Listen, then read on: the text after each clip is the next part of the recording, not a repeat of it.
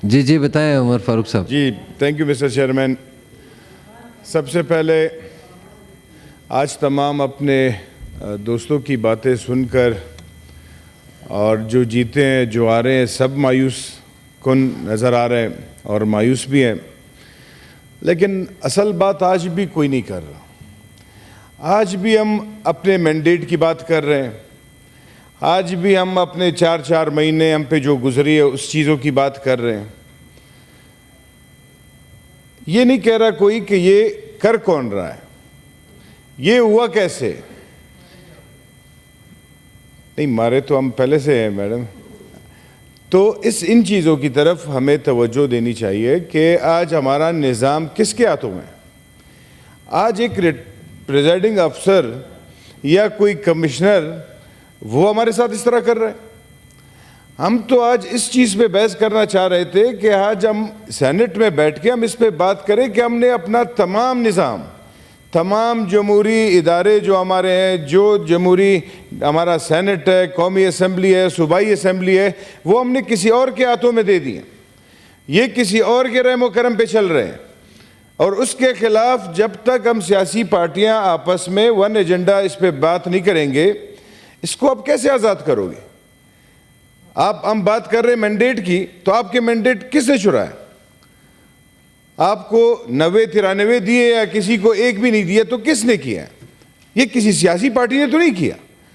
हमारा पहले दिन से यही तरीक़ाकार चल रहा है कि हमारी जो बड़ी पार्टियां हैं, जो वज़ीर-ए-आज़म बनने के ख्वाब देखते हैं और ख्वाहिश रखते हैं, वो उनको कभी यही इदारे मुल्क बदर कर देते हैं, लेकिन बाद में वो आके उनके गोद में फिर बैठ जाते हैं इक़्तिदार के लिए। उनके बड़े लीडरशिप्स को फांसी दी जाती है, लेकिन आज वो उनके रहमो करम पे अपनी सियासत कर रहे होते हैं। आज जो इमरान खान के साथ कर रहे हैं, क्या इमरान खान साहब के साथ इनका ताल्लुक नहीं था सही। फिर भी हम सबक नहीं सीख रहे। हमें मसला इस चीज़ से जनाब चेयरमैन साहब कि आज तो कम से कम भुट्टो साहब के जो जियाले हैं, इमरान खान के जो जियाले हैं, नवाज शरीफ के जो जियाले हैं, ये तो कम से कम एक साथ बैठे कि हमारे साथ किया किसने। हम एक एजेंडा पे क्यों नहीं इकट्ठे हो सकते कि हम इससे जान छुड़ाएं, हम अपनी फॉरेन पॉलिसी इनसे छुड़ाएं।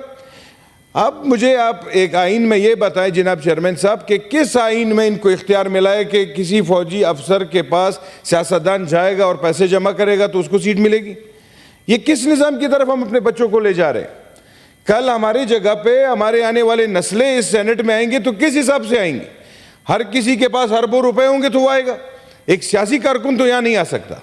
ना आपका कोई सियासी कारकुन पाकिस्तान में MNA बन सकता है, ना आपका कोई सियासी कारकुन आपका MPA बन सकता है नुमाइंदा, ना सेनेटर बन सकता है जनाब चेयरमैन साहब। आज आपके निज़ाम ऐसे देश पे पहुंचे हैं, अगर इसको आज भी आप लोगों ने सीरियस कवर नहीं किया, आज भी आपने अपने आने वाले नस्लों के लिए इसको ठीक नहीं किया, तो आप यकीन माने कि पाकिस्तान एक ऐसे रास्ते पे जा रहा है जो ख़त्म होने वाला रास्ता। यहाँ पे हमारे सेनेटर साहब ने एक 3 महीने की बात की कि 3-4 महीने में क्या गुजरा। जनाब चेयरमैन साहब, मैं इस हाउस से पूछता हूँ, यहाँ पे मिसिंग पर्सनस के जो हमारी बच्चियाँ आई, मैं आपको एक मिसाल उनका देता हूँ जनाब चेयरमैन साहब के 5-5, 6-6 साल से उनका या बेटा या शौहर या वालिद मिसिंग है। और ये 5 साल इस चीज़ पे हमें दुख नहीं होता। दुख इस बात की है कि आप तकलीफ सोचें कि उनको कितनी तकलीफ होगी कि डेली बेसिस पे उनको फ़ोन आता है कि कोई लाश किसी पहाड़ से मिली है। तो जितने लोगों के वर्षा को मिसिंग किया गया होता है वो सारे अस्पताल पहुंच जाते हैं, लाइन में खड़े रहते हैं 3-3, 4-4 घंटे लाइनों में, 2-2 दिन उसके इंतज़ार में कि यार मेरा बेटा तो नहीं होगा, मेरा वालिद तो नहीं होगा। इतने अजियत से हमें गुजारा जाता है, इतने अजियत से बलूचिस्तान जब से पाकिस्तान बना हमें गुजार रही इस अजियत से। इसके लिए किसी ने बात की, इन चीज़ों के लिए बात की किसी ने। आपने मिसिंग पर्सन्स पे आंखें बंद की तो आज आपके मैंडेट्स मिसिंग हुए, कल आप लोगों के बाकी चीज़ें मिसिंग होंगी, कल आपका ये निज़ाम, आपका आइन मिसिंग होगा। जब हमारे बड़े बादशाह खान बाबा जब मुखालिफत करते थे उस पाकिस्तान की, वो इस पाकिस्तान की मुखालिफत नहीं करते थे कि आप पाकिस्तान मत बनाए, ये वाला पाकिस्तान मत बनाए। उसकी ये मौक़िफ़ थी कि ये आज जो ये कायद-ए-आज़म मोहम्मद अली जिन्ना की तस्वीर हमने लगाई है, क्या आज ये उसी कायद-ए-आज़म मोहम्मद अली जिन्ना का निज़ाम है। आज हमारा पाकिस्तान इस निज़ाम से चल रहा है। जिस मकसद के लिए इन्होंने बनाया था उस मकसद के लिए चल रहे हैं। आज आपके एपीएस के जो बच्चों को के कातिल है वो जीएचक्यू से छुड़ाए गए। आपका सारा निजाम आज यही फौजी निजाम चला रहे हैं। आज हम क्या कर रहे हैं जनाब चेयरमैन साहब, एक तरफ हम सब कुछ देख रहे हैं और एक तरफ इसके खिलाफ हम खड़े नहीं हो सकते, क्योंकि आप खड़े होंगे तो आपको बच्चे को मार दिया जाएगा, आपने अगर हकीकत बात की आपसे सीट ली जाएगी। हम कम से कम, हम सारे यहाँ पे मुसलमान ईमानदार लोग हैं, एक दिन आपने पैदा होना है, एक दिन मरना है। ये जब आप सोचेंगे इस हिसाब से आप आएंगे तो आप बात कर सकेंगे। आज भी हम यहाँ रो रहे हैं कि हम इलेक्शन कमीशन के खिलाफ जाएंगे। क्यों भाई इलेक्शन के खिलाफ जाएंगे? इलेक्शन कमीशन ने क्या किया है? जिस इदारे ने ये करवाया उसके खिलाफ क्यों नहीं जाएंगे?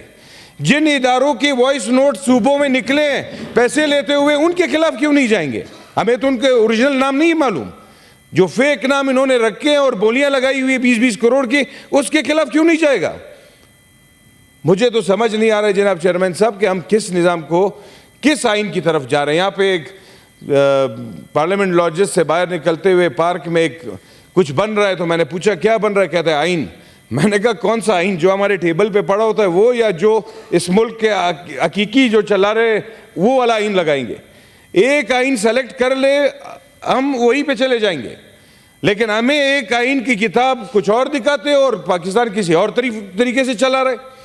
इन चीज़ों के खिलाफ हम सियासी पार्टियों को इकट्ठा होना पड़ेगा। इस निज़ाम को अगर आप इस तरह नहीं बदलोगे तो आपका मैंडेट तो छोड़े, आप अपने साथियों को पैदा नहीं कर सकेंगे। जो बलूचिस्तान के साथ हुआ है वो मिसिंग हर सूबे में आपके पॉलिटिकल लोगों के साथ होगा। हमारी तो यही बातें इस पार्लियामान में, हमें एज अ पार्टी बात नहीं करनी चाहिए, एज ए कोलीग्स यहाँ पे हमें एक निज़ाम लाना चाहिए, हमें ऐसे बिल्स लाने चाहिए कि हम एक साथ हों। और इस पाकिस्तान को अब रेजोल्यूशन की ज़रूरत मेरे ख्याल से नहीं कि आज इस एक मोशन पे हम बात कर रहे हैं, रेवोल्यूशन की ज़रूरत है। एक रेवोल्यूशन जिस पे हम तमाम पार्टियां मिलकर उसके लिए करें और इस पाकिस्तान को उन लोगों से आज़ाद कराएं, तो तब हमारा पार्लिमानी निज़ाम बेहतर होगा। Thank you ji.